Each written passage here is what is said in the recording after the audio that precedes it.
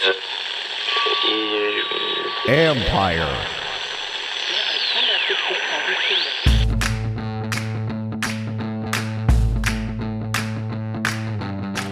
Hello and welcome to my podcast. Do me a favor, subscribe to the John Con Report wherever you get your podcast. You're watching on YouTube, hit that like button, hit that subscribe button. You can find us there as part of Empire Media, AMPIRE. Always much appreciated. By the way, go back and check out some of the stuff we put out this week. I had an interview with former Washington corner Fred Smoot that went out Thursday. Always fun and entertaining with him. And I had a roundtable with three of my co-beat writers, Sam Fortier, Pete Haley, and Matt Paris, that was out on Tuesday. Good insight into what's going on with Washington and looking ahead to this game Sunday night. I'm going to give you my keys and predictions in a minute, but first let's go over some injuries and news from Commander's facility.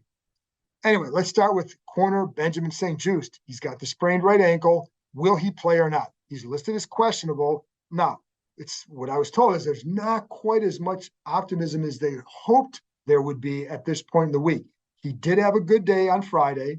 So what does that mean? Well, let's see how it responds Saturday and then probably Sunday morning when they go test him again. So I don't know. I think it's very, very, I don't know how many varies I can put in front of questionable, but there's very questionable as to whether or not he play. If I had to guess, I'd probably lean slightly to the no, but I don't know how it's going to be for him Saturday or Sunday. And that will be a big key. Does he take another step? Does he have another good day Saturday, just even to walk through or the way they tested? That would be a good sign. Now, I will say in practice on Friday, he was limited, but he did do Thursday and Friday, he did more than he did on Wednesday. But I think they're going to be very careful with him to make sure that nothing happens beyond this week. So they need him back. They can definitely use his length and his short quickness ability. That little pivot route for a touchdown in that first game, that's a play that he defends very well. And that's, even the deep ball, he defends that well too. So those are plays where you noticed his absence there. And so they need him back, but I don't know. I don't know, folks. Anyway, Efe Obada, defensive end, hurt his finger in practice the other day. He's listed as questionable, and so we'll see on him. That would be another loss if this next guy isn't available, and that's defensive end Chase Young. Will he play or not? I'm kind of like you guys. I'm tired of talking about, but my job is to talk about it because he's a key player. He's a big name on this team, and there's a lot of interest in him, and it's kind of matters if he plays or not. So we ask about it. Whether or not people are tired of it, I can't help that because guess what? We're tired of asking the same questions. But the bottom line is we don't know. And so here's what I do know with him is that I think this is the closest he will be to getting out there compared to the previous weeks. I know there was 1 week where there was some soreness. 1 week he had the illness, and then they were also playing on the turf, et cetera. And it was just not a good combination for him. But this is a week where I think he's really had 2 more weeks since that game. The problem is it still comes down to the same thing. How confident is he in pushing and testing that knee in a game? Because of CBA, you can't have these physical practices anymore, especially late in the season. You're not going to have those. So you can't test it in practice the way you need. And that's taking on double teams and exploding into a 300-pound guy and getting hit from another angle, et cetera. All that stuff. You've got to have confidence that you can absorb that. Again, as I told you, it goes back to the ruptured patella tendon has been the trickier one for him to overcome. So how confident is he? Will he play? I don't know. And Ron Rivera said it's going to come down to Sunday again. When we listen to Rivera again, he says all the same stuff. It's the same stuff they've been saying. I do sense, again, that if there's a time where he's going to come back, that it could definitely be this week. With Obada possibly out, then you could use him this week. The risk would be, what if he gets out there and after a few plays says, it doesn't feel right? Then you got to take him out. But what if he gets out there and says, hey, it feels better than I thought. Now you got him for 10 to 15 snaps, and now you have your guy back. So I'm not going to commit one way or another because I think that would be silly at this point, but that's what I know. So now I told you. So anyway, let's get to the key. Oh, by the way, I made this offer the other day on the podcast, and I'm hoping somebody takes me up on it, but I'm willing to do a private Zoom. If you know somebody going through a hard time this holiday season that you think could be helped by a pick-me-up talking Commanders football, please let me know. Happy to connect with that person on Zoom and go from there. Drop me a line on Twitter at John_Kime. Maybe you can connect with me on our YouTube page, drop a note there and set it up. if somebody wants to take advantage of it, that's great. I'm happy to help and do something that maybe can distract somebody for 10 to 15 minutes. Anyway, let's get to the keys to the game. Number one, stop Daniel Jones. Joe Montana, part two, right? I mean, that's who Daniel Jones always seems to play well against Washington. I will say people think he's a horrible quarterback. He's not a horrible quarterback. He has very little around them outside of Saquon Barkley, and yet they've been able to win 7 games with that. That's kind of impressive given what they have or don't have at receiver. So, so you got to stop him. Stopping him means stopping Saquon Barkley. You need to stop it. I felt like Washington did a good job against Barkley in that first game. They like to use those 5 D-line fronts of him. They kind of mixed and matched with the 5 D-line fronts sometimes, and then the 4-2 look at other times. Sometimes they had 6 defensive backs out there, and they go with 4-1, 4-1-6 defensive backs. So they mixed and matched a lot. But you got to stop Barkley. The problem is, and I was even talking to a defensive player on Friday. I said, you guys did a pretty good job against them, except for those 2-minute runs. When they were in the 2-minute drill, late in the first half, Barkley had a few runs there where some of his better runs. Well, the linebackers are retreating off the snap. So it's designed for them to pick up yards on the ground because you're expecting pass. Well, that's where Barkley was successful. So I kind of pointed out to one of the defensive players, he goes, yeah, the problem with him, though, he could break one at any time. And that is true. He can be 1, 1, 3, 2, 4, 5, 0, 45. You need to stop. You need to be aware of that 45 because it could happen at any point. It sounds like Barkley feels healthier than he did last week and even the first meeting. So that's a big key, stopping him, because you need to stop Jones. Because if Jones gets in those second and short situations, he's a highly effective play action and deep ball thrower. We saw that in the first game. We've seen that over the years. You need to be aware of that. So the other part is, and I'm going to get to the passing in a minute more, but the other part is his legs. And I know everybody likes these design quarterback runs. It's not about design quarterback runs. He had a fumble on one of those. Imagine if this team ran Heineke up the middle as the Giants did with Jones in the first game, and he fumbled the ball. What are you going to say? Well, it wasn't the design runs that hurt Washington. It was the scrambles.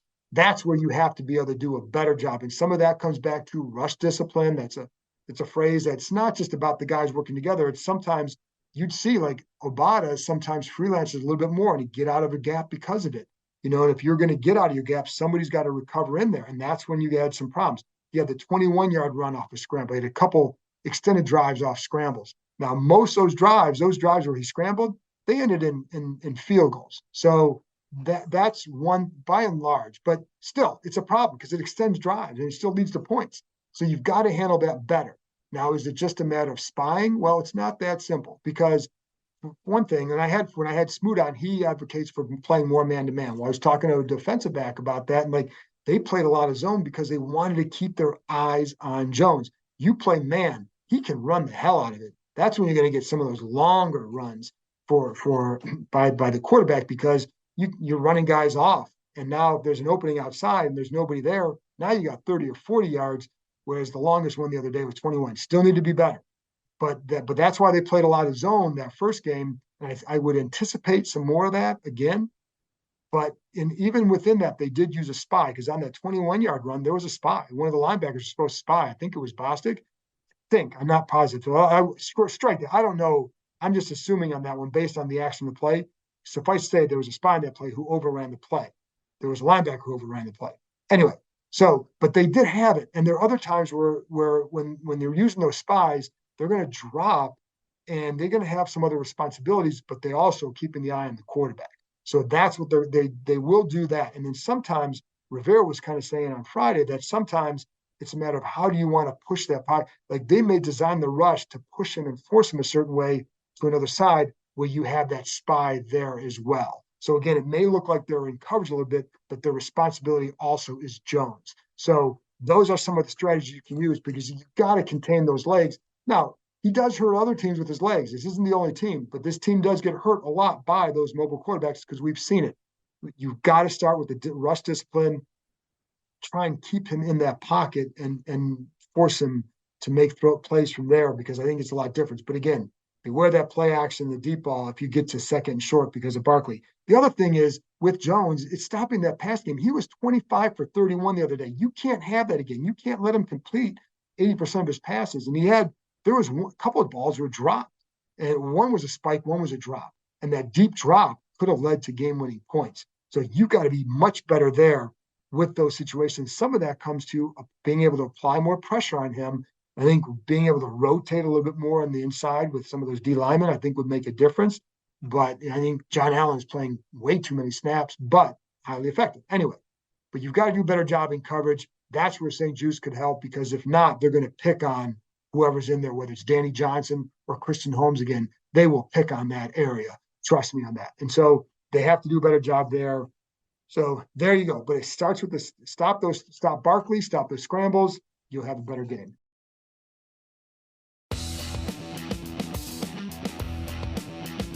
Number 2 key, handle the pressure. Do I have to explain this one? Well, I'm going to. So there's a couple ways to do it. So my first thought is we need to stop thinking of protection as just the offensive line's fault and issue, because I would hope that we know more than that by now, but I'm just going to remind it again, because so much goes into protection that I don't think people always realize, media, fans, whatever. I think a lot of people are guilty of that, sometimes even players. But it's not just in the line. So you saw even last time, like tight ends were in blocking at times. John Bates was. The backs have to do a better job in protection. There were a couple of times where Bates was locked one-on-one, did a nice job. But if you have that help, the help sometimes left him. I don't know why. But then, so if you maintain the help within, sometimes it's just the back is someone's going to read where maybe you have help to the inside and you're not. That's where you're going to stay. So Bates says, handle better. But sometimes it's also about quarterback drops. Quarterback's got to drop to the right area. If you're dropping too deep, then some of those plays where it looks like the guy might get beat around the edge at 9 or 10 yards, like, well, no, you shouldn't be that deep, because now you're giving that pass rusher a better angle to get to you. So you've got to be aware of the drops. You've got the receivers have to run, the timing of their routes have to be precise, because that delay could mean the difference between a tip ball that's a fumble. We saw that in the first game, or a sack or a completion. So there's so many factors that go into protection that it's not just as simple as offensive line has to do better. Well, yeah, and those one-on-ones they do, but you've got to also help them with other areas. And then it's also the line calls, because we saw this a couple of times where there's guys unblocked. And the one time Thibodeau sacks Heinicke, how he held on the ball in overtime, I don't know, but he did.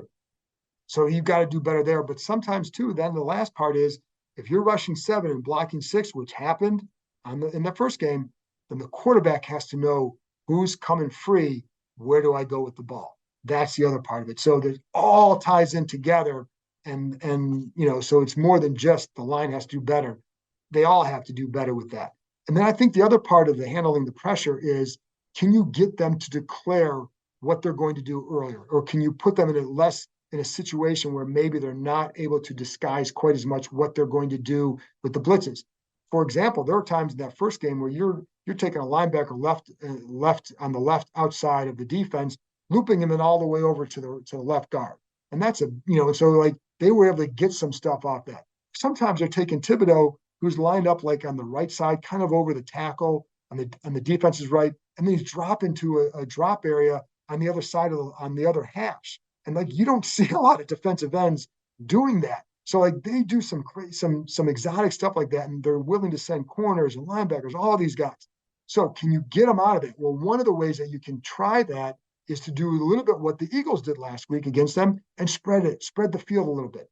Get them to spread the field, and then then you're going to have to declare a little bit earlier. You have a little bit more ability to read what they might do and from where. That can help too. So that's one way you can help. And I think when you're looking at the receivers, I still think, and I thought this in the first game, but I think this should be a good game for the receivers if you handle the pressure. So, and I'm going to give credit here to Fabian Moreau, former Redskin Fabian Moreau, who I felt played a very smart game. He's an athletic guy, but he also played a very smart game in the first game against McLaurin. McLaurin still went over 100 yards, but I felt like Moreau did a nice job and taking away some of what McLaurin wanted to do with his leverage, knowing where his help was. Again, a smart game. So how can you combat that? Well, sometimes if you're going to play heavy inside, then maybe you can run some sort of a pivot route, get back outside, or can you run some sort of a go, maybe a stop and go, slant and go, something like that, because they really want to take away the slant and then those digs. That's a lot of what they're trying to take away. So can you get them out of that by doing that, and then maybe getting them to play a little bit more honest and even, and now you have more routes at your disposal. So that's an option. I think Dotson, I'd continue to try and get that kid the ball because that kid can make plays, and can you do that? So I think that's something else to look for. But again, it starts with handling the pressure, because if you do, now you have the ability to make plays. So I'll be curious to see how these receivers handle it, because they love playing man. They love playing man coverage. Giants do, and this team likes running against man coverage. This is a good matchup for them if they handle the pressure. Anyway, the last one, red zone success. Oh, excuse me. One more thing on handling the pressure. Then it's incumbent on, with Heinicke, what we saw in that first game, sometimes the ability to extend plays on that fourth down. Maybe use your legs a little bit more when possible to extend plays. And because it's never about design runs for him. You don't want that him. The scrambling can be a weapon for them, and it's another way to maybe offset some of that. So anyway, there you go. Now, last key, red zone success. And they didn't have a lot of red zone drives last time, but overall, their red zone offense has not been very good. And one of the things is, and Heinicke will have to do a better job in there. I think he does a nice job between the 20s. I think he throws a lot with more trust, some anticipation, and throws that might look risky, but to him are not. They might be tight windows. They might get there just ahead of the defender, but he feels good about what he sees, and he's throwing with a level of trust. You get in the red zone, it's a little bit different. In the red zone, in his 7 starts, he's 12 of 26. They need to be better. So I think it was against the Falcons, or a couple games ago, he had, or maybe it was the Texans, has John Bates in the seam route. He hits the plant step, sees it, hesitates, and then by the time he throws, it's behind him, it's high, it's incomplete. Last time against the Giants, you had Dyami Brown on 1, but also on 3rd down 3, you have Jahan Dotson breaking behind in the back of the end zone. Now, could he see him? Well, I think what he saw, and I talked to him about this, and what he said he saw the safety react. Terry McLaurin was on the same side. He sees the safety on that side react to McLaurin. Based on the safety's reaction, he knows Dotson's open. So he knows that he's got that throw right now. He didn't make it. Why? Because he didn't see what was coming with Dotson. So he didn't want to make a blind trust throw in the red zone and risk the interception. So what he's doing is protecting the points. This goes back to last year when he threw 2 picks in the red zone against Green Bay and New Orleans, and they impacted the game. He doesn't want that to happen now. He wants to make sure you got the points, protect those points. So sometimes you're risking that 7 points to make sure you get 3. But I think you're going to have to sometimes trust a little bit more what you've seen, because those throws were there. And I think he's at that point. But again, he's really trying hard to protect that. He's also got to hit Logan Thomas if he's wide open again. But that's another key, I guess, or it would be hit the guys that are open. But the red zone success is pivotal. They run the ball pretty well down. They run it okay down there, but the passing with him, it's got to be there because the throws are there. The plays are there. It's just a matter of him trusting it a little bit more, and maybe, but again, like, he's protecting the points. And guess what? He has no picks. He hasn't thrown a pick down there this year, so that's good. But they do need to have better red zone success, and it starts with him. So, and in this game, that could be the difference between a W and an L. Anyway, there you go. Those are the keys to the game. Now my prediction. This game, I haven't changed my stance from the first game. I think that Washington is a slightly better team than the Giants, and I think they're going to win. I'm going to go 24-20, and I can see them being able to run the ball again. You can attack those edges. I like their run game against them. I like the way Brian Robinson is running. I like Wes Schweitzer at center to continue that. And so I like what they can do there. You can't fumble the ball. You can't give it a ball away in your own territory, because those one or two plays are going to decide this game. Just like each team last game could say, hey, if you make this play, this play, this play, this play, you win the game. So that's going to be the same thing this time as well. So, but I do like them. I think, if they can do the same job on Barkley they did the first time and be more effective against Jones, then they're going to win.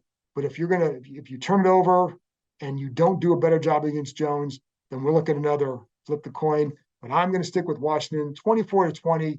That would put them at 8-5-1 and in command of that final playoff spot, but the 6th playoff spot in the NFC going into next week's game against San Francisco. Anyway, there you go. They're my keys and predictions. And I'll be back after the game to talk about whatever happens Sunday night. Going to be a fun one, folks. Big football in December in Washington. It's about time. Have fun. I'll talk to you next time.